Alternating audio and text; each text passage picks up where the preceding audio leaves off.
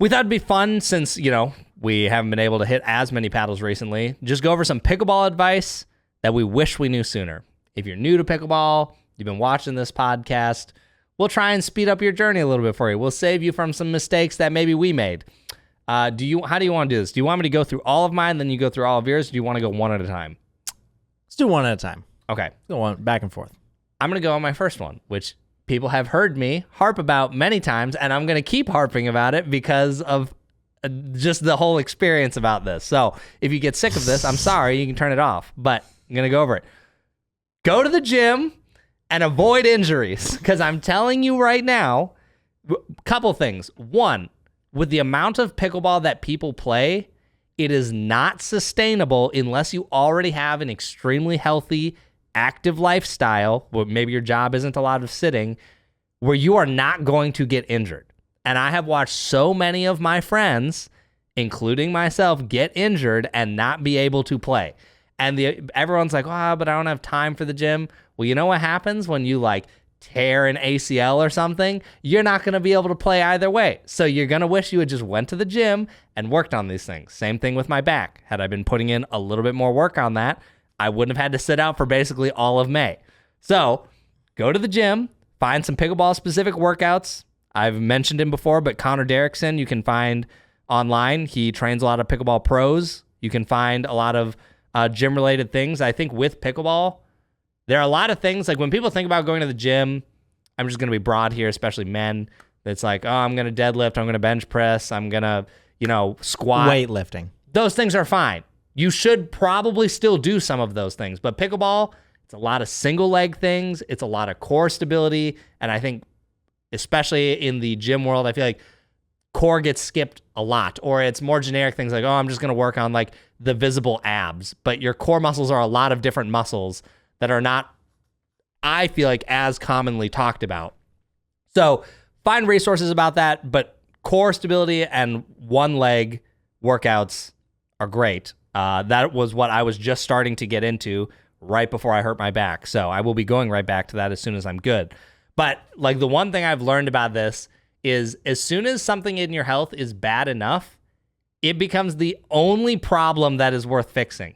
Like when my back, 2 weeks ago was really bad, I couldn't do regular day-to-day things. I couldn't do my job. I couldn't sit.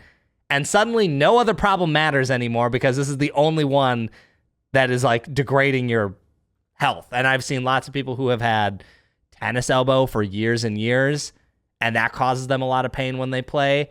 A lot of pain is very preventable. You just have to go to the gym. And you might have to give up a little bit of pickleball, but that is worth it in the long run. If you want to play the sport 5-10 years, I promise you this is not a non-negotiable. You can't skip it. So my big one is go to the gym, learn to prevent injuries, and also on that same note, learn to do a proper warm-up. Don't just show up at the court and start running around. Get some stretch bands. You don't need to do static stretching before you play. Way too many people that just jump on court. Especially not only just jump on court, but just play intense right out the gate. If you don't have time to stretch, maybe you're late to a game or a session or whatever, do some kind of loose, light hitting at first, because I see too many people just jump on and start hitting drives and running around. It's dude, you're going to get injured doing that. Yeah. And look, I know there's probably someone handful, let's just say 10 years younger than me, anywhere between 5 and 10 years younger. Oh, there's tons of people who are sick of hearing you say this, for sure. Not even the sick of hearing it. I'm sure there's that too. But I'm sure they're going, okay, Unc, look, I'm invincible. Look, I thought the same thing when I was your age. I know if I heard this same advice at that age, I would have went, it doesn't matter. I don't need it. I'm fine. Bro. That only lasts for so long. There's honestly no point in even trying to say that, because every older generation has said the exact same thing to the younger one, and clearly it has never gotten through to anyone's skulls. So let it happen. It's just unfortunate that it is a lesson that I feel like a lot of people, including myself, have had to learn the hard way, because it's so avoidable. It is so avoidable, and everyone ends up having to learn the hard way. I just know all of our friends, we've seen it. They end up hurt, and it's it didn't have to happen. So That's my first one, is get your butt in the dang gym. Yep. Now, don't worry, guys. Mine will be pickleball advice. No. This is gonna sound super basic, and a lot of times when I'm giving advice, like I've gotten into coaching a lot of people. It's honestly pretty basic advice, but it's very useful and it helps a lot. Just never miss in the net. As much as you can avoid it, missing in the net is the worst thing you can do because the point is guaranteed to be over. But if you and I can remember the exact time somebody first said this to me, which obviously, like I said, once you hear it, you're like, well, duh. But seriously, the point is guaranteed to be over if you miss in the net. You miss high, you might give him overhead, you might give him an easy put away, but you at least have a chance to get back into the point. Okay. At the higher level or even mid level, like the amount of times, and just don't give up, right? Like if you hit it high, stay in the point. Because we were just at a tournament over the weekend, and the amount of times I saw a ball get popped up, stayed in the point, and got back into it, had a good reset, and still won the point. It's a lot. Even ones that were bad resets gave them an overhead, and then they shanked it long or they hit it in the net. Exactly. I mean, yeah. Like, it goes along with the advice of, like, just make your opponent hit one more ball. One more ball, because they might make an error, they might miss that ball. You know, it's pretty big advice in my opinion. Yeah. Just don't miss in the net. Miss high. Yeah. Especially on thirds. Like, what was this when Ben and Annalee were playing Hayden and Anna Bright? I think Anna Bright and Hayden had a match point, and Anna Bright missed a drop into the net. Yeah. The next tournament when they were playing each other. And they lost that match. Yeah. The next tournament they were playing each other, and a tight point in the match, I can't remember what game it was. Anna Bright it might have been the last game match point again. Yeah. Anna Bright had a third, and she launched that thing to the moon. She was like, there's 0% chance I'm ever missing this third in the net. Guess what? They stayed in the point. I don't remember. They won that point. Did they win the point? I'm pretty sure I think it was the same exact scenario again, but they won this One time. was missing the net. One was given an overhead. Yeah. Just saying. So, again, sounds extremely basic, but seriously, it means a lot. Yeah, and I agree with that too. I think they're also I think I might have a tip in here that kind of goes over this a little bit, but in case I didn't write this down, I think here's a scenario that's very specific to me, and maybe other people relate to this. A lot of times, let's say I get lobbed and then I'm running back to the baseline, and either I'm like, I could drop this or I could drive this. First of all, the amount of time, my drive percentage when I go back to hit that shot is extremely low.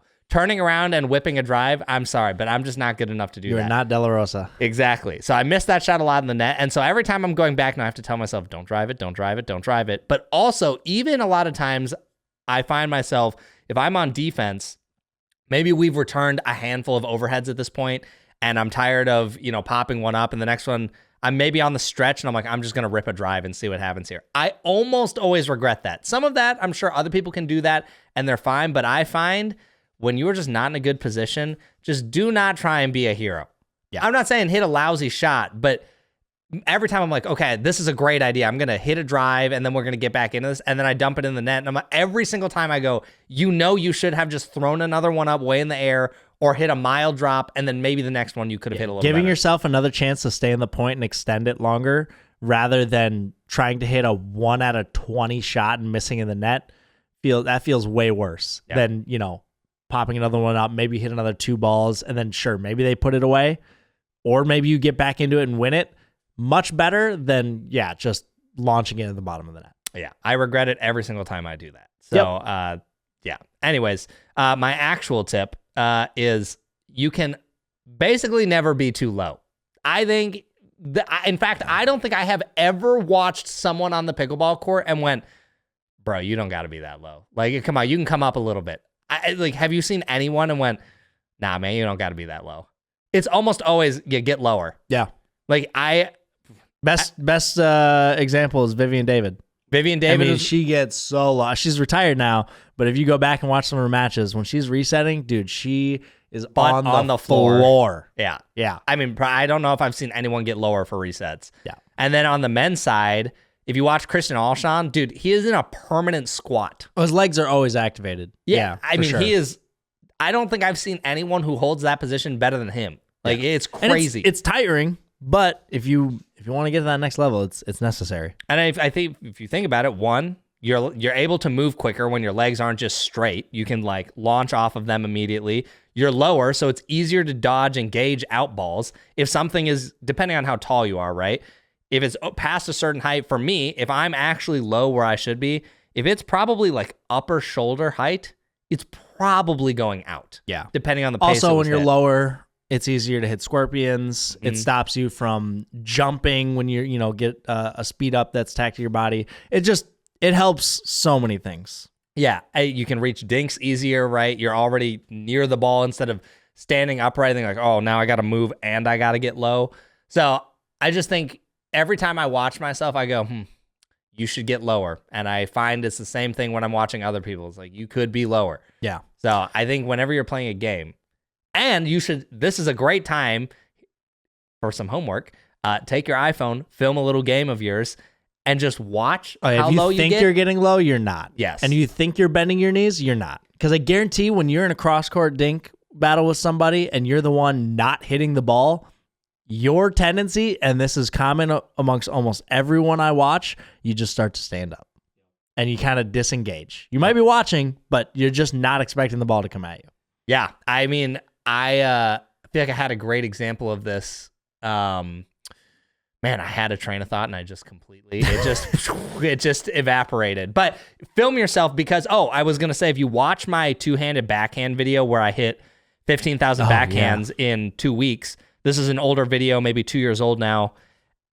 I remember the first couple days that I was doing this. So day one, I watched myself back and I went, wow, I'm standing straight up. I shouldn't do that. So I said the next day, I'm going to get really low.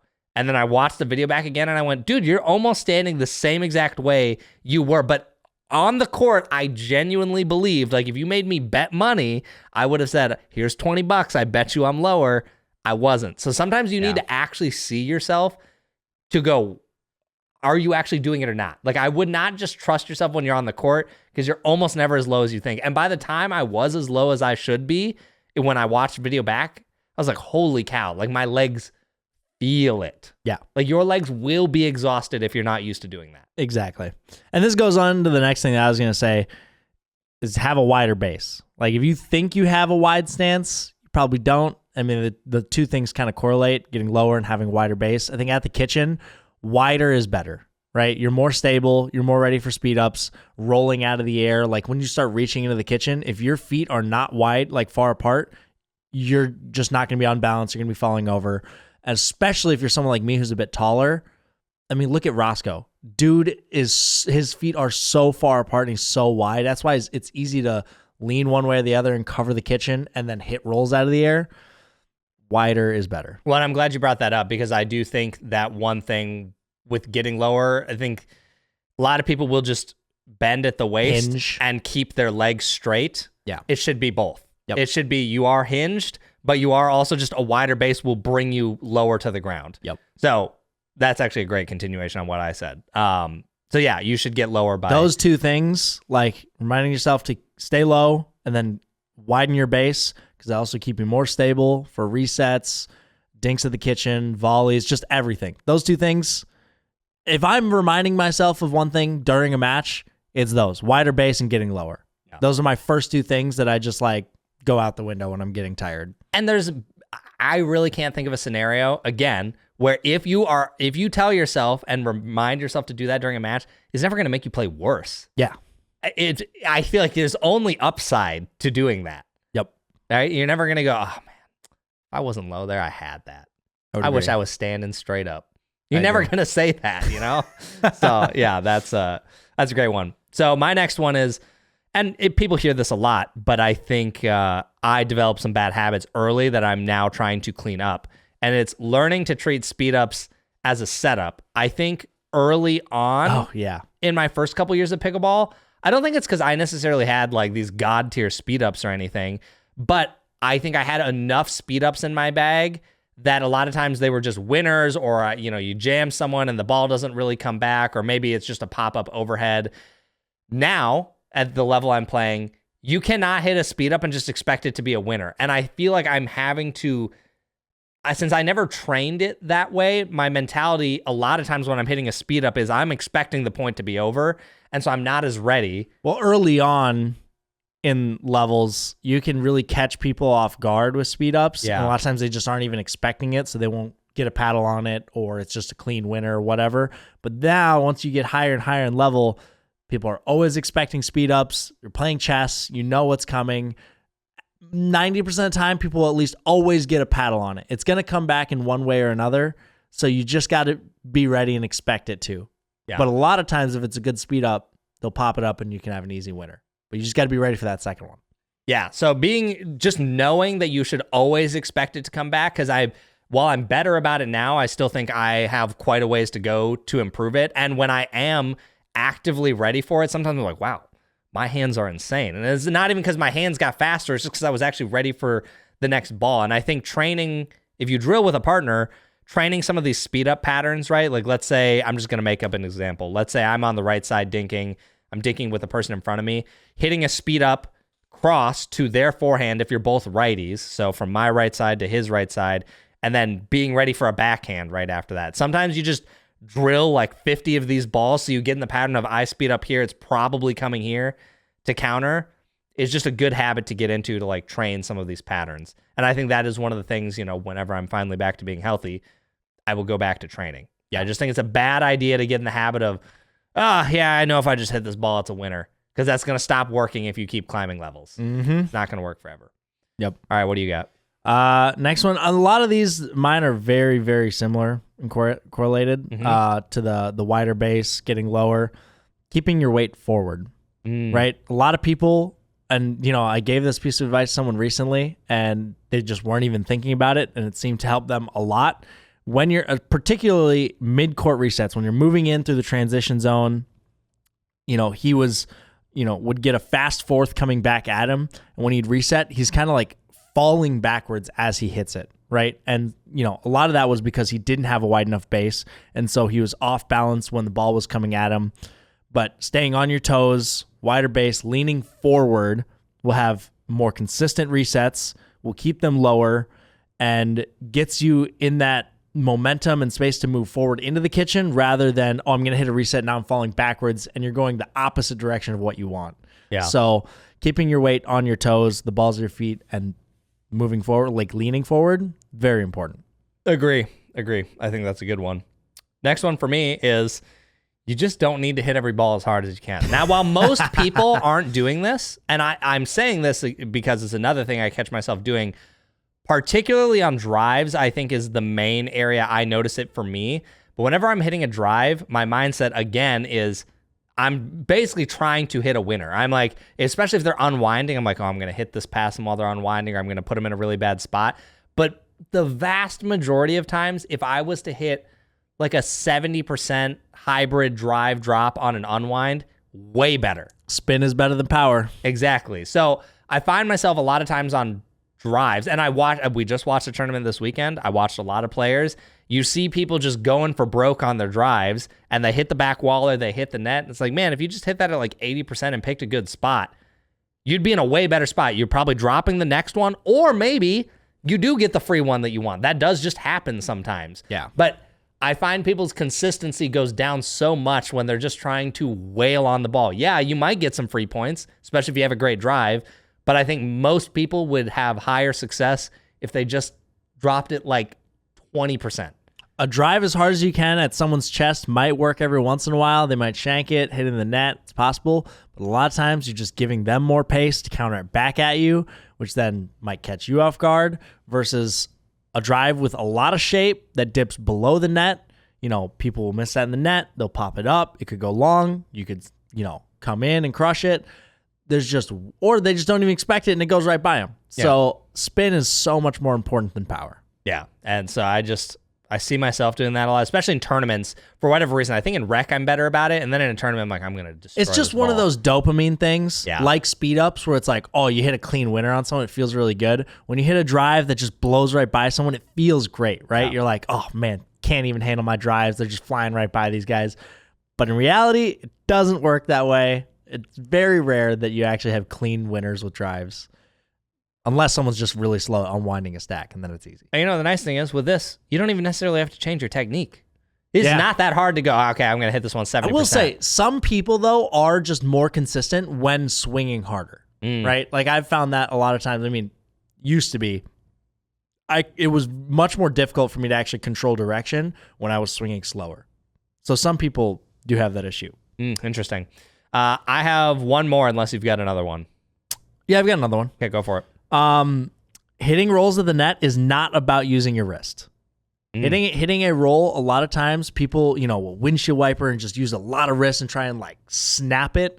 That is not how you hit rolls. A lot of times this is kind of mind blowing early on when this was taught to me. It's a lot of like reaching out, keeping your wrist down, like locked, and it's shoulder. Like you're using your shoulder to lift the ball and kind of rotate your forearm rather than snapping your wrist. And it's not about speed. You're not trying to like roll this as quick as possible. It's just a nice smooth lift, essentially.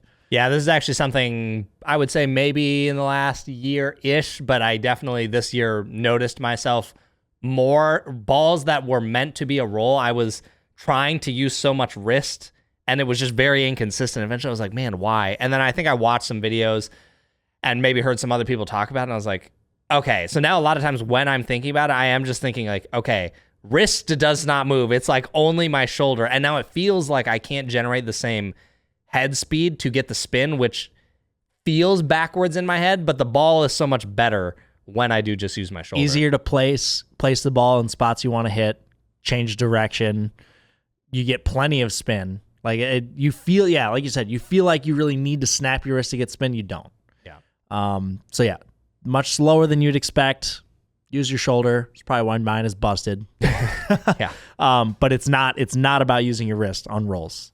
Yep. All right. Last one for me is working on your footwork. This is one honestly, there aren't even a lot of amazing videos in pickleball about this, in my opinion. There are footwork videos, and maybe from a very basic level, I think they are good, but I do think as you advance to higher levels, there's not as many good footwork videos, which is kind of a shame because I think there should be more about it with how important it is.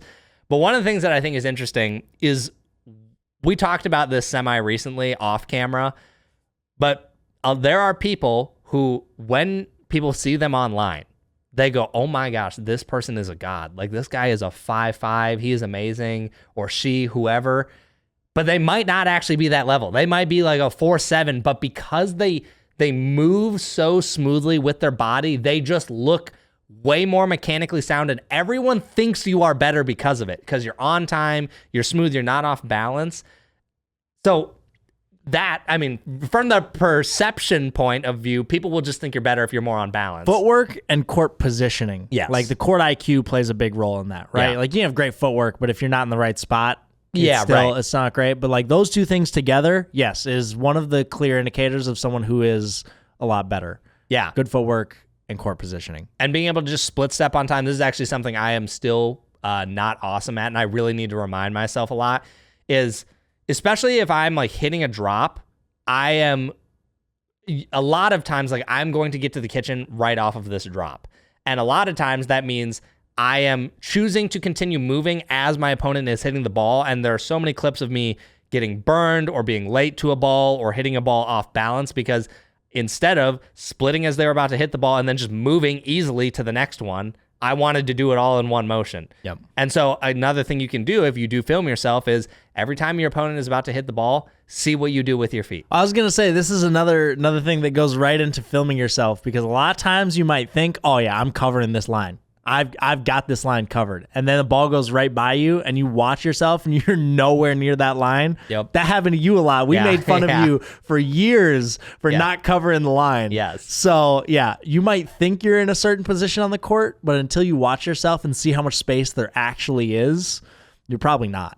Yeah. So working on footwork there, I think there are pickleball videos you can watch, and I think some tennis drills do port over, but improving your footwork, I think, is probably one of the things that, while it's not actually improving your paddle handling skills, like it's not getting you a backhand roll, by improving this, it will make other shots while playing matches easier. Yeah. But no one actually wants to do anything with footwork because they're like, oh, that's boring.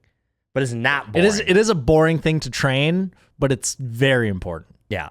So finding ways to work on your split steps and just moving more efficiently, I think is huge. Yeah. So that's everything I had. Do you have any others? No, that's it for me. Oh, wow. We actually We did not see each other's list before, so that was kind of perfect. I wasn't sure. I figured I was going to have way more. I mean, I probably could come up with something, but that's what I've written down. Okay, gotcha. Yeah, so that's what we had this week. I know this is probably a bit of a shorter podcast, so if our California and other long pod listeners are sad right now, I'm sorry. There was one person, what did they say? Was it last week? I can't remember. Something along the lines of, man, doing my laundry is so much easier when I actually have a podcast to listen to. And I was like, yeah, it's true. I always turn on a podcast when I'm doing laundry. So Yep. I feel that. So anyways, thanks for listening, guys.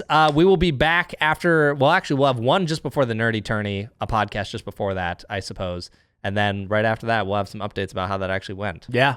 But I'm excited. So anyways, thanks for listening, and we'll catch you next week. Peace.